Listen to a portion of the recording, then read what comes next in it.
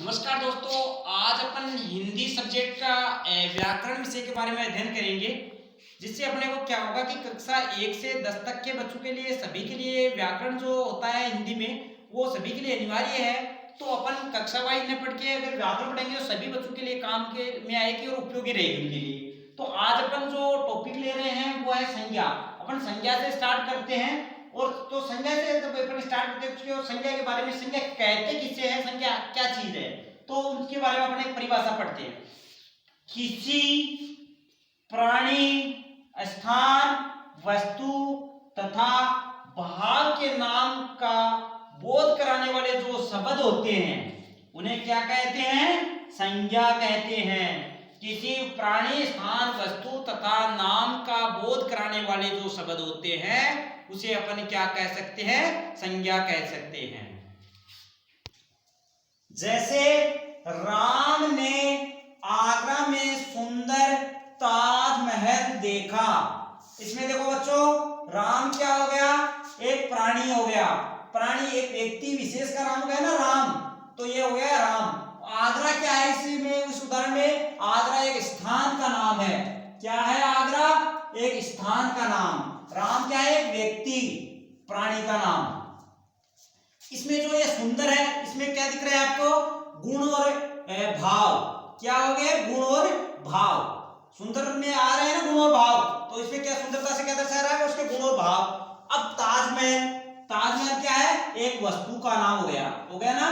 इसलिए अपनी जो परिभाषा थी, किसी व्यक्ति, स्थान, गुण, भाव, वस्तु के नाम के जो शब्द बोध कराते वाले जो शब्द होते हैं उन्हें अपन क्या कहते हैं? संज्ञा कह सकते हैं। तो ये उदाहरण हो गया अपना, राम ने आगरा में सुंदर ताजमहल देखा। इसके बाद संज्ञा। संज्ञा के कितने पार्ट है? संज्ञा 3 प्रकार की होती है। कितने प्रकार की होती है संज्ञा? 3 प्रकार की होती है। पहला है व्यक्तिवाचक संज्ञा। क्या है? व्यक्तिवाचक संज्ञा। दूसरा क्या है? दूसरा है जातिवाचक संज्ञा। दूसरा क्या है? जातिवाचक। और तीसरा पार्ट है वो है भाववाचक। तो अपने को पूछे बच्चों की संज्ञा कितने प्रकार की होती है? संज्ञा 3 प्रकार की होती है। व्यक्तिवाचक संज्ञा, जातिवाचक संज्ञा, भाववाचक संज्ञा। इसके साथ देखो, व्यक्तिवाचक संज्ञा क्या होती है?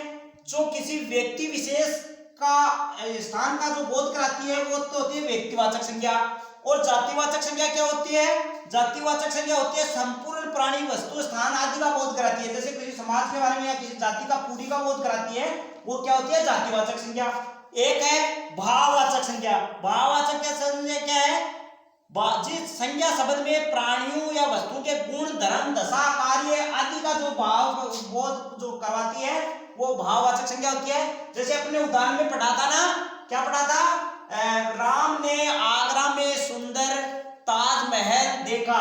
जो सुंदर शब्द था वो इसका भाव प्रकट कर रहा था ना, वो तो हो गया। और जो राम है वो क्या हो गया था? व्यक्तिवाचक। एक राम का नाम था, वो केवल व्यक्तिवाचक था, वो हो गया राम। और फिर अब आगे जैसे आपको बताया, अब अपन क्या करेंगे? इसके बाद व्यक्तिवाचक संज्ञा, जातिवाचक संज्ञा, भाववाचक संज्ञा को क्रमबद्ध तरीके से अपन अध्ययन करेंगे। इसके बाद अपन आते हैं व्यक्तिवाचक संज्ञा पे। व्यक्तिवाचक संज्ञा किसे कहते हैं? व्यक्तिवाचक संज्ञा क्या है? जिस संज्ञा शब्द से एक ही व्यक्ति, वस्तु या स्थान के नाम का बोध हो, व्यक्तिवाचक संज्ञा कहलाती है। क्या कहलाती है? जिस संज्ञा शब्द से एक ही व्यक्ति, स्थान के नाम का बोध हो, व्यक्तिवाचक संज्ञा कहलाती है। जैसे व्यक्तियों का, अगर किसी व्यक्ति का नाम आता है तो वो व्यक्तिवाचक संज्ञा के अंतर्गत आता है। अगर किसी देश का नाम लें, जैसे अपन नाम लें पाकिस्तान, पाकिस्तान का नाम ले तो वो क्या, कौन सी संज्ञा में आएगा? व्यक्तिवाचक संज्ञा में। या किसी शहर का नाम ले, जैसे अभी अपन ने एक उदाहरण देखा था, संज्ञा किसे कहते हैं उस टाइम पे अपन उदाहरण देखा था कि राम ने आगरा में सुंदर ताजमहल देखा। तो जो आगरा जो नाम था वो किसका नाम था? शहर। वो किसके अंदर आ गया आएगा? व्यक्तिवाचक संज्ञा के नाम में अंदर आएगा। एक जैसे अपनी नदियां होती हैं, नदियों के जितने नाम है, पर्वतों के नाम है, त्योहारों के नाम है, जितने भी पुस्तक है पुस्तकों के जो नाम है, और दिशा, दिशा कौन से होते हैं, उत्तर पूर्व, पूर्व पश्चिम, उत्तर दक्षिण, जो जो दिशा, चारों दिशाओं के जो नाम होते हैं वो भी व्यक्तिवाचक संज्ञा के अंतर्गत आते हैं। इसके अलावा समाचार जो पत्र होते हैं, समाचार पत्र, दिन होते हैं जैसे रविवार, सोमवार, मंगलवार, महीना होता है जनवरी, फरवरी, मार्च, अप्रैल, ये जो सभी हैं वो किसके अंतर्गत आते हैं, व्यक्तिवाचक संज्ञा के अंतर्गत आते हैं। इसके बाद अब नेक्स्ट पढ़ते हैं। इसके बाद जातिवाचक संज्ञा। व्यक्तिवाचक संज्ञा के बाद सेकंड कौन सी थी, 3 में जो सेकंड है जातिवाचक संज्ञा 2 नंबर।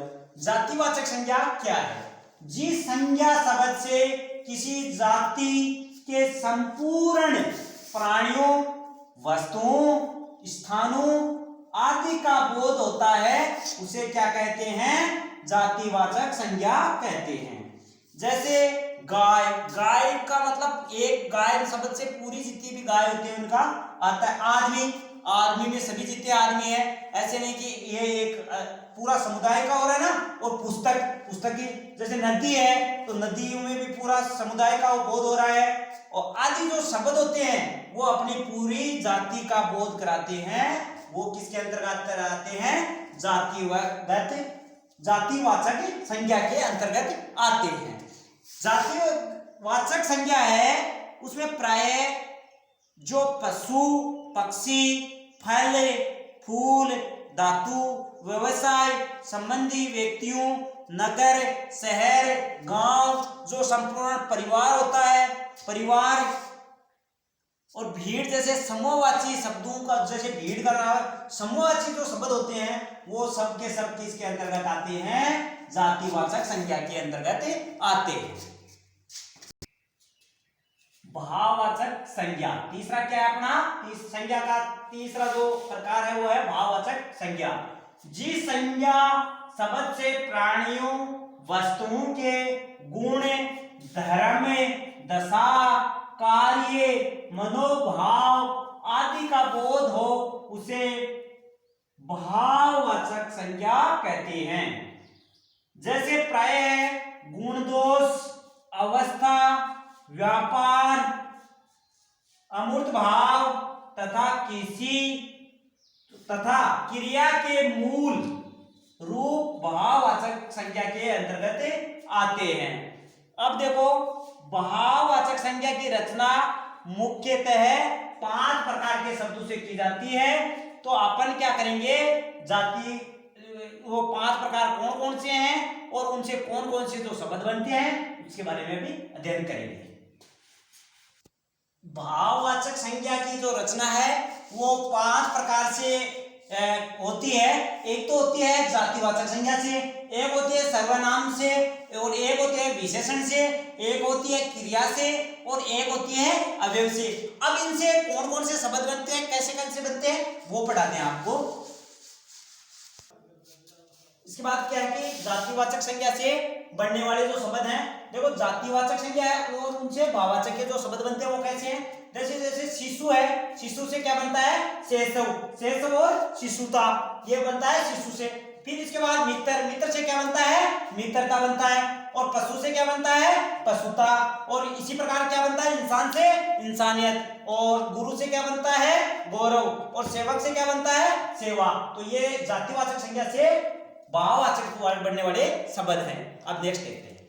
अब देखते हैं सर्वनाम से जो शब्द बनते हैं। सर्वनाम से भाववाचक कैसे बनता है, देखो जैसे मम में शब्द है, इसका क्या बनता है भाववाचक संज्ञा में, ममता। आप से क्या बनता है, आपा। और अपना से क्या बनता है, अपनापन। और एक से क्या बनता है, एकता। और निज से क्या बनता है, निजत्व। और सौ से क्या बनता है, स्वत्व। इस प्रकार से सर्वनाम से भाववाचक शब्द जो बनते हैं। इसके बाद है विशेषण से जो भाववाचक शब्द बनते हैं, वो विशेषण से भाववाचक क्या बनता है, चालाक से चालाकी। नम्र से क्या बनता है, नम्रता। बुरा से क्या बनता है, बुराई। मोटा से क्या बनता है, मोटापा। मीठा से क्या बनता है, मिठास। और सरल से क्या बनता है, सरलता। इस प्रकार से ये शब्द है वो विशेषण से भाववाचक में बनते हैं। नेक्स्ट इसके बाद क्रिया से भाववाचक शब्द कौन कौन से बनता है? चलना से क्या बनता है? चाल, चाल। और कमाना से क्या बनता है? कमाई। और बैठना से क्या बनता है? बैठक। और खेलना से क्या बनता है? खेल। और जीना से क्या बनता है? जीवन। और गाना से क्या बनता है? गान। और भूलना से बनता है भूल। इस प्रकार ये क्रिया से भाववाचक शब्द बनते हैं। नेक्स्ट, इसके बाद अवयव से जो भाववाचक शब्द बनते हैं वो है जैसे दूर, दूर से क्या बनता है? दूरी। ऊपर से क्या बनता है? ऊपरी। मना से क्या बनता है? मनाई। निकट से क्या बनता है? निकटता। और नीचे से बनता है नीचाई। और समीप से बनता है समीपे। इस प्रकार से भाववाचक संज्ञा से जो शब्द बनते हैं 5, वो मैंने आपको पूर्ण अध्ययन करवा दिया है कि कौन से क्या बनता है, जातिवाचक संज्ञा से कौन सा बनता है, सर्वनाम से कौन सा बनता है, विशेषण से कौन सा बनता है, और क्रिया से कौन सा बनता है, और अवयव से कौन सा बनता है। इस प्रकार अपनी जो संज्ञा थी वो उसका चैप्टर हुआ पूर्ण। अब नेक्स्ट में अपन नेक्स्ट टॉपिक का अध्ययन करेंगे। ठीक है, धन्यवाद।